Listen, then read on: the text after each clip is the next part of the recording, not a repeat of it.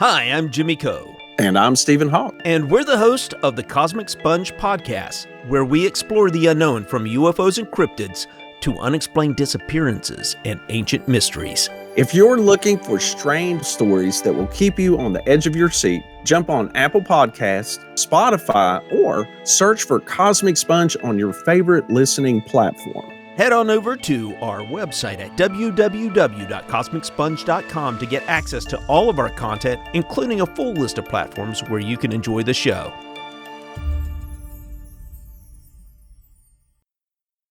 Hi, Techie Joe here. I work with Ace and Knight, some of the best psychics in West Virginia, to create amazing live streams and podcasts for the Psychic Coffee Shop Network.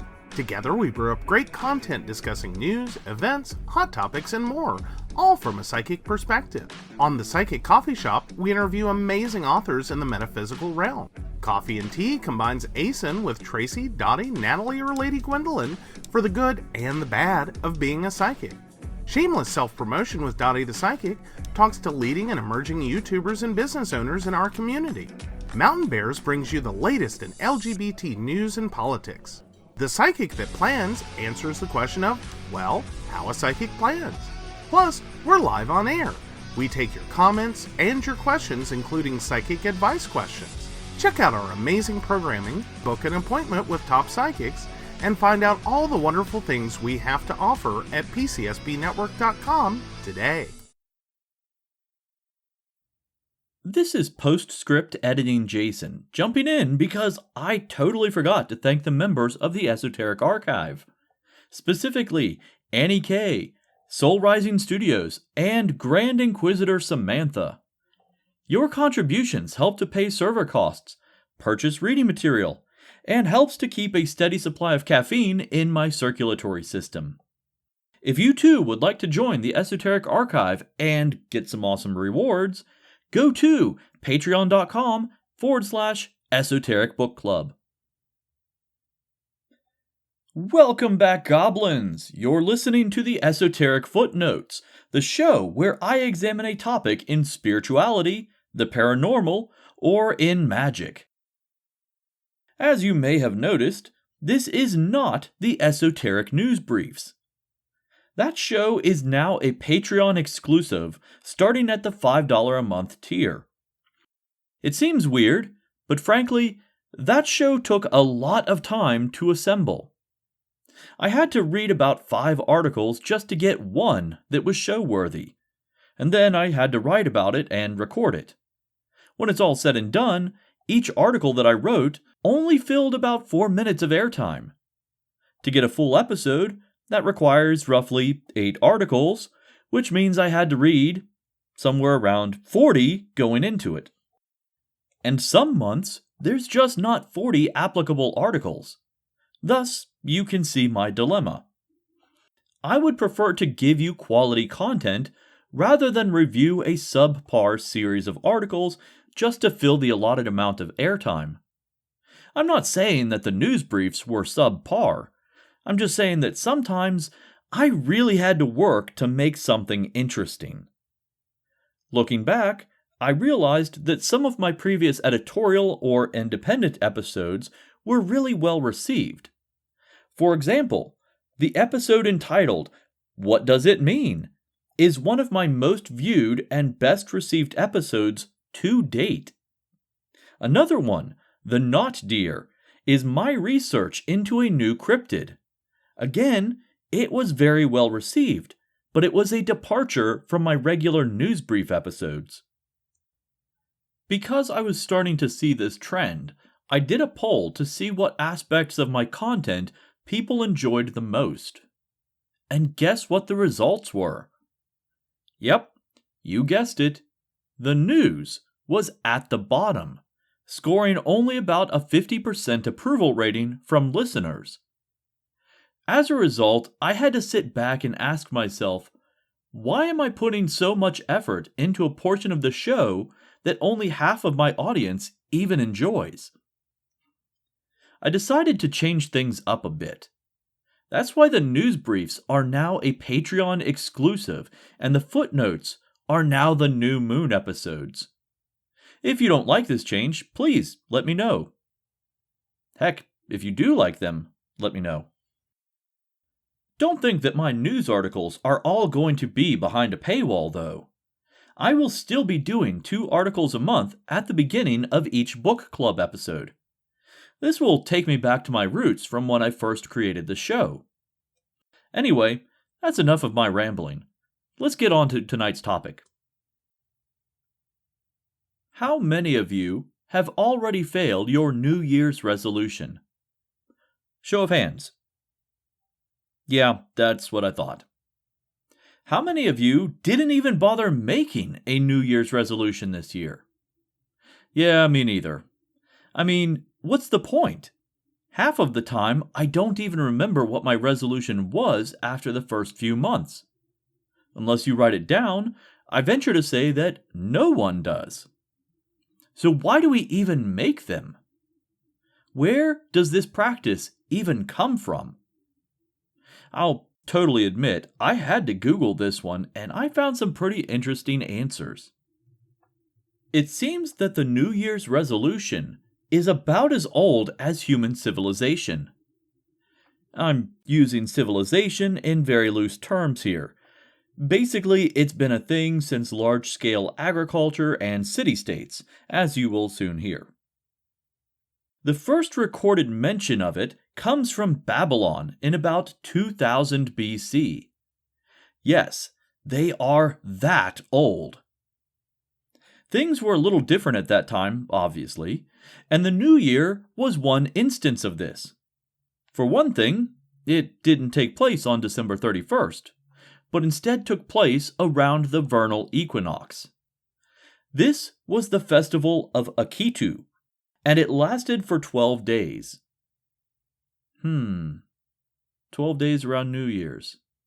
Doesn't that sound familiar? It actually started 3 days prior to the equinox, with each day being dedicated to a specific rite.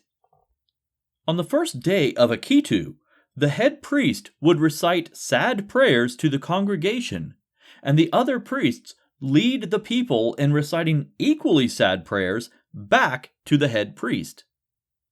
Basically, the head priest was lamenting how terrible the world is, and everyone else is saying, "Yeah, it's horrible. You should totally do something about that." This leads to what is known as the Secret of Esagila, a poetic prayer recited to Marduk, begging him to protect his chosen people and their city. It reads as follows. Keep in mind this poem is 4,000 years old and translated from ancient Babylonian. Lord without peer in thy wrath, Lord, gracious King, Lord of the lands, who made salvation for the great gods. Lord who throwest down the strong by his glance, Lord of kings, light of men, who dost apportion destinies. O Lord, Babylon is thy seat, Borsippa thy crown, the wide heavens are thy body. Within thine arms thou takest the strong, within thy glance thou grantest them grace, makest them see light so that they proclaim thy power. Lord of the lands, light of the Agigi, who pronouncest blessings, who would not proclaim thy, yea, thy power, would not speak of thy majesty, or praise thy dominion. Lord of the lands, who livest in Udal, who takest the fallen by the hand. Have pity upon thy city Babylon, turn thy face towards Esagila, thy temple, give freedom to them that dwell in Babylon, thy wards. So this first day is sort of a combination of ritual, prayer, and group theater. On the second day, the high priest would bathe in the Euphrates River and then perform special rituals in the Esagila, commonly known as the Temple of Marduk. On the third day, craftsmen would create 2 wooden puppets and decorate them in gold and gemstones. These will be used later on in the festival. Day 4 is where things start to get fun. This day is dedicated to memorials and partying. Imagine people commemorating those who passed away during the previous year, followed by lots and lots of drinking and dancing. Considering this is also a celebration of the sowing of the barley crops, you can see why drinking was so heavily involved. On day 5, while the people were sitting on the riverbank having a day-long picnic, the king was taken to the Esagila to humble himself before Marduk, on behalf of his people, of course. Then the high priest would slap the king. Yep, you heard that correctly. Once a year, the high priest was able to smack the shit out of his king. Better yet, it was a good omen if the king cried. On the 6th day, the 6th day gets a little crazy. After 2 days of partying, the priests collect all the statues of the gods from around the city and hide them in the temple. Those fancy puppets created on day 3 were publicly burned, and mock battles would be held in the streets. After all that drinking, I imagine a few real battles were probably taking place. The idea was that on the 6th day, everyone got to see what kind of chaos would happen without the blessings of the gods. After this, the remaining days follow Marduk fighting Tiamat, the other gods joining in, their subsequent victory, and Marduk's triumphant return to Babylon, where he renews his covenant with his chosen people. This New Year's covenant was basically Marduk asking the people if they were happy with his blessings, the people collectively saying, "Of course we are," and then Marduk renewing their deal for another year. So the first type of New Year's resolution was a sacred oath made with a deity. The Romans eventually decided that this whole thing sounded like a blast, so they created their own New Year's party. With blackjack and hookers! The Roman New Year celebration focused on making oaths with the god Janus. Janus is an interesting deity because he is in charge of transitions. He is the doorway, not the door. He is the lull in fighting between war and peace. And in this specific instance, he is 1 year ending and another beginning. Originally, this celebration was held in March, but the creation of the Julian calendar introduced the month of January. So New Year's shifted to January 1st. They named the month after him, so it's only fair to reschedule the party. This time of year would get rather wild in Rome, since Saturnalia had just ended a week prior, and then New Year's Day arrives. Sure, our Western holidays fall in a similar pattern, but we don't celebrate them with public intoxication and gambling. See, I was only partially joking about the blackjack and hookers. Anyway, the Roman people took this time to give gifts, have feasts, and make vows to Janus. Again, the New Year's resolution was an oath to a deity. In 567 AD, the Christian leaders of Rome decided that New Year's celebrations were, frankly, too pagan for them, so they were declared illegal.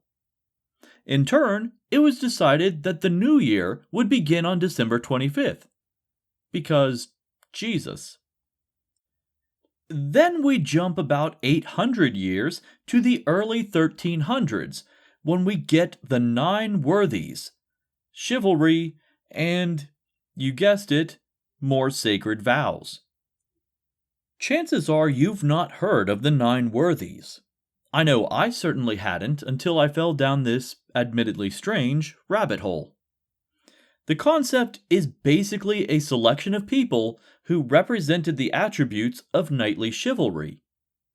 It gets weird though, because the list includes 3 pagans, 3 Christians, and 3, quote, better Jews. Even when being praised, it's done with backhanded racism.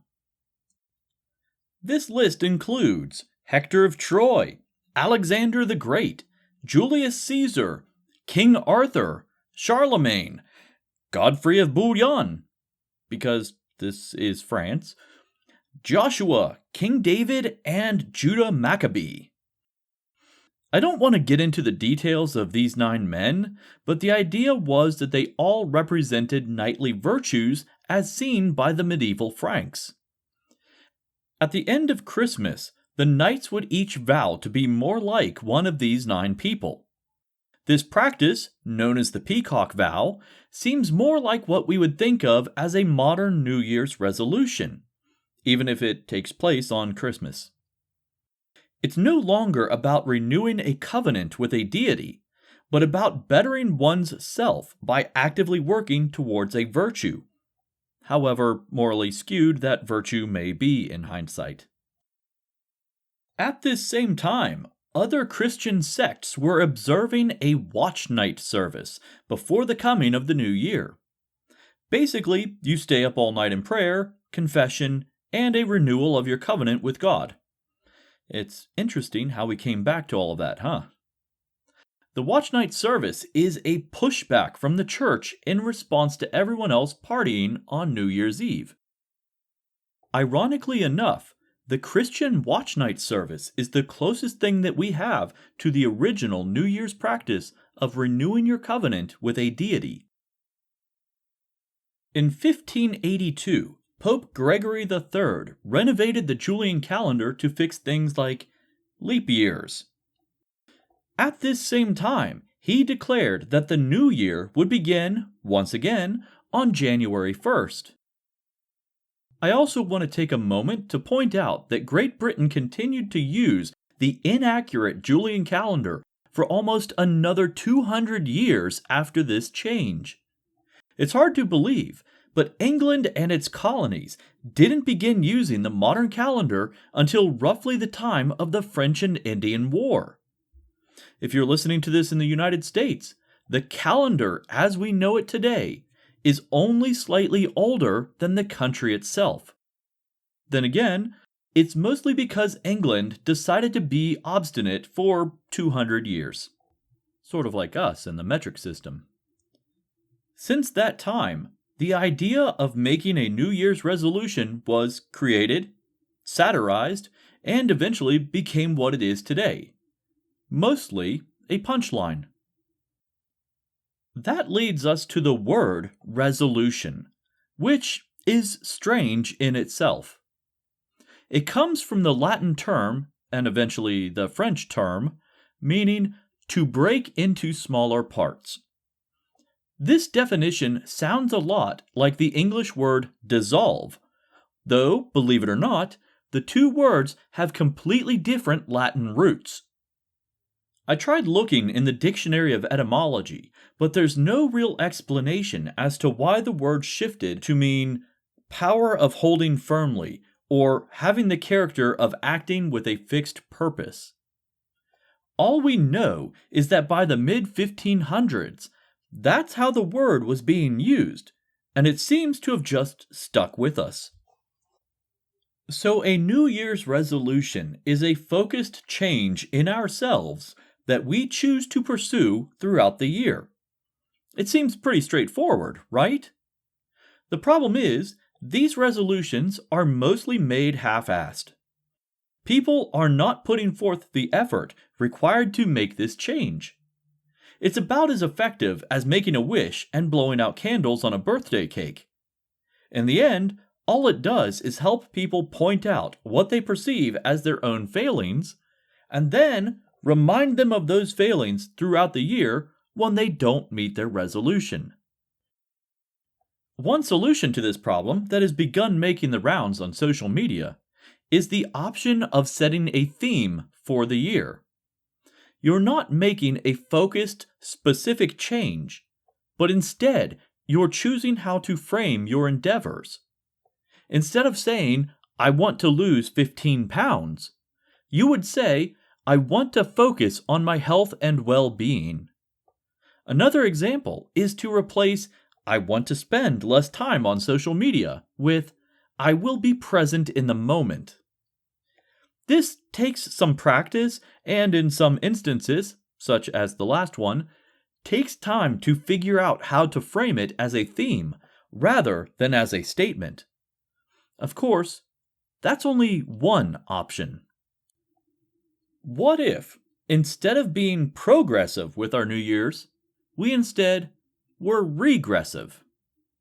As we heard earlier, the origin of the New Year's resolution began with a renewal of vows, covenants, and oaths. A large part of this podcast has to do with paganism, polytheism, and magic. So why not lean into that aspect of it? How can we re-enchant New Year's? Believe it or not, something like this has been done, though from what I've seen, it isn't often enacted, and that is the exchange of power between the Oak King and the Holly King. Yes, I am aware that this is an entirely neo-pagan concept created by the poet Robert Graves, and yes, I know that his work can be problematic. But the theme remains part of our culture and still has influence on many people today. But I digress. For those of you who are not familiar with this idea, the Oak King and the Holly King are two semi-divine entities who rule during different seasons. The Oak King rules during the warm months, while the Holly King rules during the cold. From what I understand, Graves initially had the exchange of power happen during the solstices. For our current topic, the Holly King would turn over kingship to the Oak King during the winter solstice. It has been pointed out by many modern pagans that this really doesn't make any sense. Considering that the winter solstice is the longest, coldest night of the year, the Holly King should be at the height of his power during this time. Because of this, many modern pagans have this exchange of power happening during the equinoxes, since that is the time of balance and change in seasonal patterns. Thematically, the idea is quite interesting. The oak is the strongest, mightiest tree in the forest, from a European viewpoint, of course. But when autumn comes, he loses all his leaves and becomes withdrawn just to survive the bitter cold of winter. Not so with the holly. Holly remains constant and evergreen. In the summer, he is outshined by the mighty oak, but in winter, he is the most glorious, bedecked in brilliant green and red. The irony is that a holly tree with red berries would in fact be female. What does this mean for our topic? In many parts of the world, mumming, or masked acting in a play, ritual, or ceremony, is a common New Year's tradition. In the case of the Holly King, the legend is already established. All that we have to do is create the spectacle. Now let's say we're having a New Year's celebration. Someone would have to tell the story to the crowd in order to renew the tradition for another year. And then someone else would portray the Holly King for the night. The Holly King would be treated like royalty, but that means they must also behave as royalty. At least the idealized version of it. At midnight, the person who initially told the story would make a declaration. With the stroke of midnight, a new year begins, but so too does the Holly King's power wane. For now we bid the Holly King good night, but in 3 months' time we shall convene again, when we will crown the new Oak King. This ritualizes the event and sets expectations for the future. In 3 months' time, someone will be crowned the Oak King, and then, in 6 months' time, a similar event will take place with that person on the throne. Besides, this gives you an excuse to throw a party 4 times a year. I'll be honest, this subject went off in a whole different direction than what I expected. As I researched this and wrote about it, I realized that a lot of what is missing from New Year's celebrations isn't a result of the resolutions, but the magic and the pageantry behind it. It seems to me that the holiday has become commercialized. It's just another excuse to eat too much, drink too much, and generally just consume. Then again, mankind has always looked for reasons to throw feasts. These events were a way to bring the community together. Of course, these events usually had a reason. There was some form of participation, something that engaged everyone that was in attendance. Sure, New York City usually has a concert, paired with the descent of a glittery disco ball, but what do the people in attendance do? Yeah, there's a ritual in the strictest sense of the word, but where's the magic? I don't really have an answer for you on this one. All I can say is that we are at a unique time in history where we are largely discarding manufactured tradition and instead are returning to the old ways. Or, in lieu of that, we are creating our own traditions, which is its own form of magic in itself. The Esoteric Book Club can be found on Patreon, Facebook, Instagram, and at esotericbookclub.org. If you like what you've heard, please leave me a review somewhere, anywhere. I have several reviews out there, but not enough in any one place to really amount to anything that will get the attention of the algorithms. So, this week, let's focus on Facebook. Everyone, please go to Facebook and leave a review for the Esoteric Book Club. It helps out a lot and will make it easier for new people to find the show. If you want to help out the show financially, consider joining the Esoteric Archive on Patreon. There are donation levels starting at just $1, going all the way up to the $20 level. Every donation helps with server costs, reading material, and helps me repay my debt to the leprechauns. They are way too enthusiastic about breaking kneecaps. I hope you enjoyed the first regular installment of the Esoteric Footnotes. Let me know your thoughts, and if there's anything you would like me to cover in the future, please contact me at jason@esotericbookclub.org. So until next time, remember, stay weird. Hey everyone, Natalie here from the Pendulum's Path. If you need guidance, direction, spiritual connection, or more, then listen up. I have worked as a psychic and a medium for over 3 years, connecting people from all over the world with their loved ones in spirit, giving them insight and guidance into their current situations, the past healings that need to be worked on, and what it is they need to know today in order to have a better future. It would be my absolute honor if you would visit my website at www.thependulumspath.com. I also offer emailed readings for those with busy schedules too. Also, for you goblins who subscribe to the Esoteric Book Club, I have a special coupon code just for you.